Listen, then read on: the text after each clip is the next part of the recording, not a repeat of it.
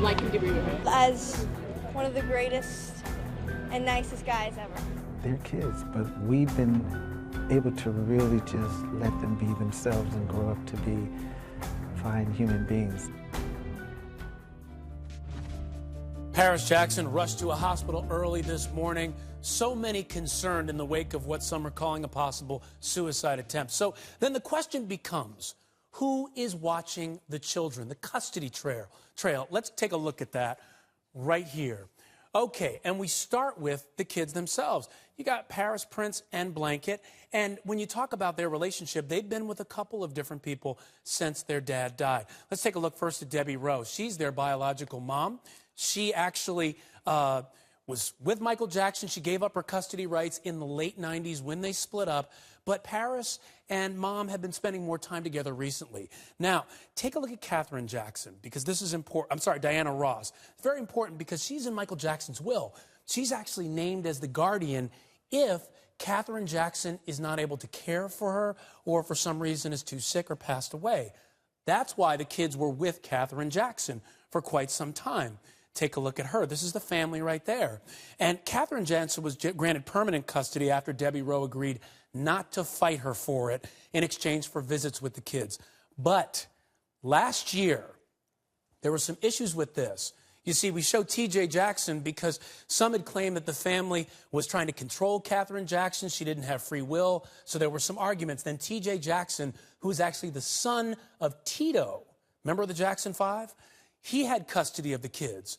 A month later, August 2012, T.J. and Katherine ended up going back to court, sorted it out. Katherine now has permanent custody.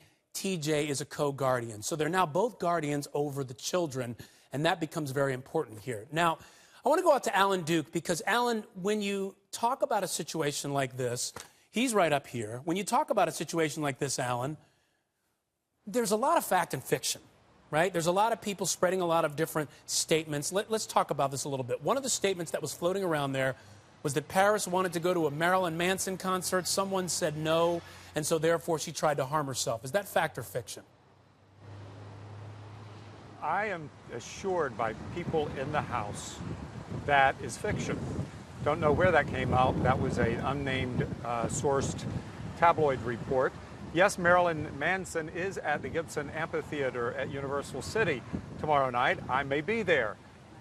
But I don't believe that Paris Jackson wanting to be there and being denied being there is the reason that she would cut her wrist and have a suicide attempt. I am told absolutely untrue by people in the House. And it really doesn't seem to fit because something like, I mean, she could have Marilyn Manson come to her house, I bet, if she had requested that. Well, I mean, she's world famous, right? But glad that you cleared that up right there.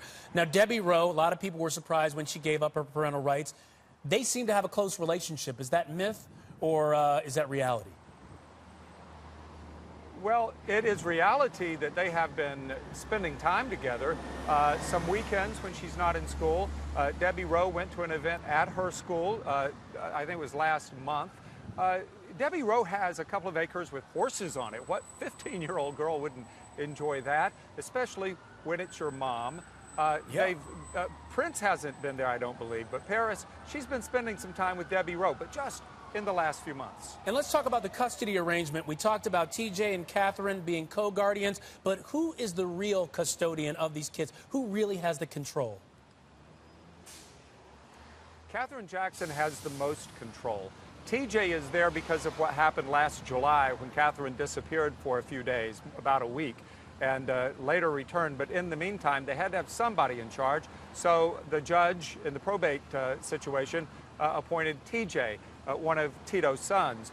And they decided after a bit of that TJ would make a great fit to be a co-guardian, and so he remained in that capacity. And this provides a transition where anything to happen to Katherine Jackson, she's 83 years old, then TJ is there. He's close with them. He's been close with these children for a long time. So that seemed to be a win-win situation.